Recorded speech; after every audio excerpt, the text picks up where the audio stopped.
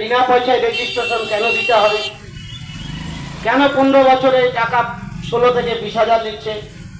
এই যে 1600 থেকে 45 এক বছরের রিচার্জ করছে, তারপরে হবে না? আমরা দায়িত্ব নিয়ে বললাম।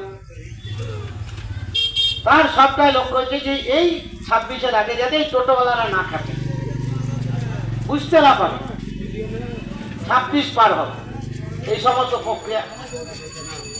ফলে এটা বুঝে দিতে হবে, বোঝাতে হবে যে আমাদেরকে কিভাবে ভয়ঙ্কর শোষণে যন্ত্র হচ্ছে। যারা 16-20 হাজার ক্যাসেট বেলা করছে ওই পূর্ণ দিয়ে ভাগ করে ওই টাকায় পড়বে মাস বছরে। তাদের 8 বছর পরে সবটা বুঝতে পেরেছে, ইঞ্জিনিয়ার সাহেব বিডিও সাহেবরা বুঝতে পেরেছে যে এটা কি অবস্থা, কোন জায়গায় নিয়ে যেতে চাইছে। এখন তো ওনারা সত্যি যারা যেখানে নিয়ম ঠিক হয় সেটা তো কলকাতায় নবান্নে মন্ত্রী ঠিক করে, বড় বড় আধিকারিকরা করে। তারা বলেছে এটা গুরুত্ব দিয়ে পাঠাবার কথা বলেছে, তারপরে ট্রেনিং এর কথা, লাইসেন্সের কথা বলেছি আমরা, আর বলেছি সুরক্ষা। যারা তাই তো নাকি সুরক্ষা, আপনারা যারা চাকরি করেন তারা কিছু করলে পারে আপনার স্বামী বইয়ের চাকরি হবে, ছেলের হবে, মেয়ের হবে, তারপরে টাকা পাবেন, প্রচুর টাকা পাবে না, অ্যাক্সিডেন্ট হয়ে টোটো চালকরা দিতে টাকা দিচ্ছে, তাহলে এদের সুরক্ষার ব্যবস্থা করতে হবে। 1645 টাকা দিবে, 2845 টাকা দিবে, 16-20 হাজার টাকা দিবে, তাহলে এদের নিরাপত্তা সুরক্ষার জন্য ওই প্রভিডেন্ট ফান্ড এটাই করে ইন্স্যুরেন্স তাদের সরকারকে দিতে হবে। ওই টাকা ইয়েতে আমরা বলছি বিনা পয়সায় ব্যবস্থা করতে হবে। তুমি কাজও দিবা না, এ করবে না। আর টোটোওয়ালাদের যদি হয়রানি করে, কাজ বন্ধ করে, প্রতিদিন 600 টাকা করে কমতে হবে আরটিওকে। রাজ্য সরকার কোথা থেকে আমরা এই দাবি আমাদের রাজ্যব্যাপী আছে, পরিষ্কার জেনে রাখুন।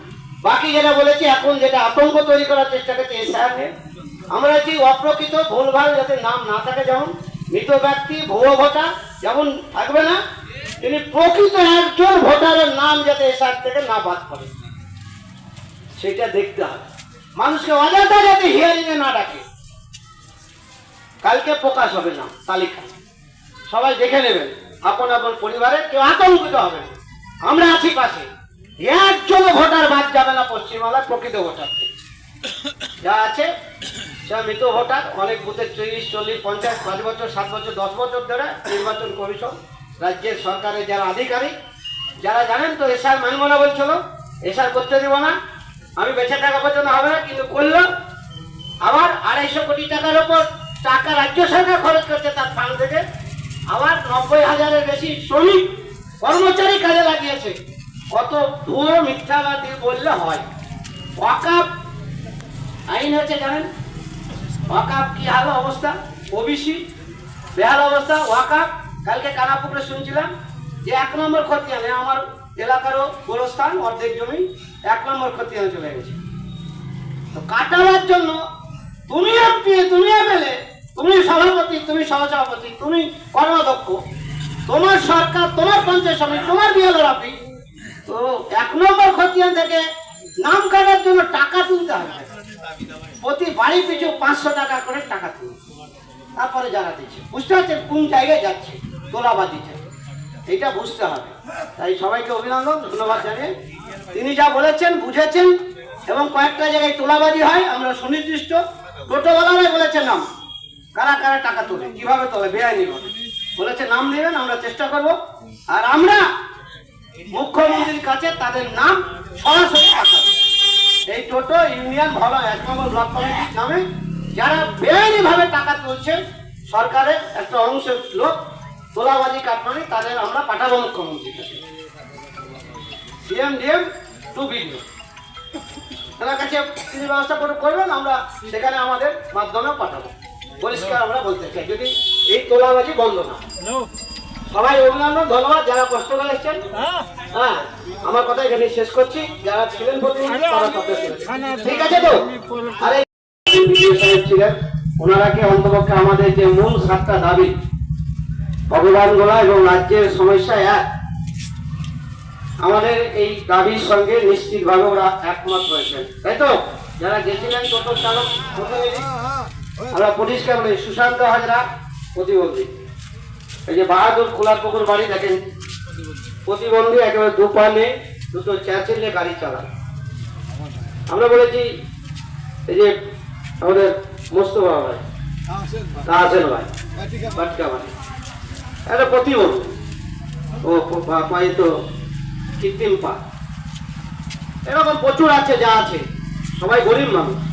পরিষ্কার বলেছি বিনা পয়সায় আমরা এটা বলেছি, গর্বের সঙ্গে বলেছি যে আমরা আমাদের মুর্শিদাবাদ জেলা বিভিন্ন জেলাতে বিভিন্ন টাকা তুলছেন আরটিও অফিসাররা শোরুমগুলোর মাধ্যমে।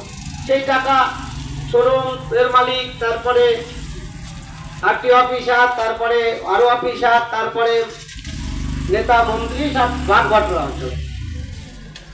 আসলে আসল জায়গায় পৌঁছাচ্ছিল না, এটা আমরা সুনির্দিষ্ট জানতাম।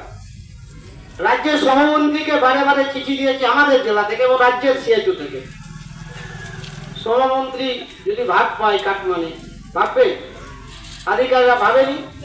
আমরা স্বয়ং তখন মুখ্যমন্ত্রীকে একেবারে সুনির্দিষ্ট আমরাই সিআইটু প্রস্তাব দিয়েছিলাম। আমাদের জেলা একেবারে বেশ কিছু দাবি, তার মধ্যে মেনেছে রাজ্য সরকার যে গোটা রাজ্যে 23টা জেলাতে একটা একই রকম নিয়ম করেছে, কিন্তু কিছু বেনিয়ম করে দিয়েছে নিয়ম করতে গিয়ে একেবারে নিজেদের সাথে। আমরা বলছি বেনিয়ম যত আছে এগুলাকে বন্ধ করতে হবে। এখানে যারা আধিকারিক আছে লয়াররা তারাই করবে, একটা কালকে গাড়ি ধরবে, আটকাবে আরটিও পুলিশ, সমস্ত টোটোওয়ালারা ঘিরে ধরবে, তারপরে কি করবে? ল অ্যান্ড অর্ডার হলে পুলিশ যাবে, প্রশাসন যাবে। এখানে যদি হাজার হাজার টোটোওয়ালা আছে, আমরা বলেছি যদি আমাদের উপর রুট বাধ্যতা করে, আমাদের যদি চ্যালেঞ্জ করে, আমাদের যদি বাধ্য করেন রুটে যেতে, রাজ্য সড়কে যদি না আসতে দেন, কানাপুর হাসপাতাল, হলদা থানা, BDO office, registrar office, Moshatali panchayat, তাহলে আমরা কি করব? তাহলে আমরা গাড়ি চালাবো না, সব ডাক দিব, গাড়ি বন্ধ।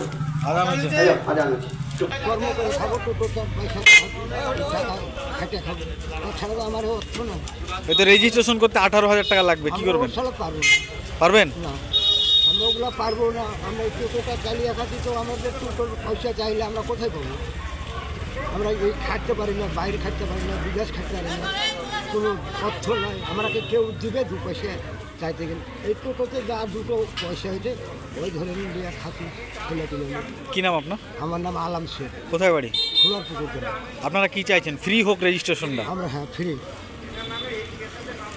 আমি আইসেছি ধরেলেন আমার টোটো আমি খেয়ে খাবো, এবার আমি চলবো, এবার আমার সংসার চালা আমার মুশকিল হয়েছে। আচ্ছা, দিয়ে আমি এই টোটো চালাতে, এই টোটো আমি চালাই সংসারটা নিয়ে। রেজিস্ট্রেশনের ব্যাপারে কি বলবেন? রেজিস্ট্রেশন যে 18,000 টাকা নিচ্ছে, ও টিটি বলছে কি এইভাবে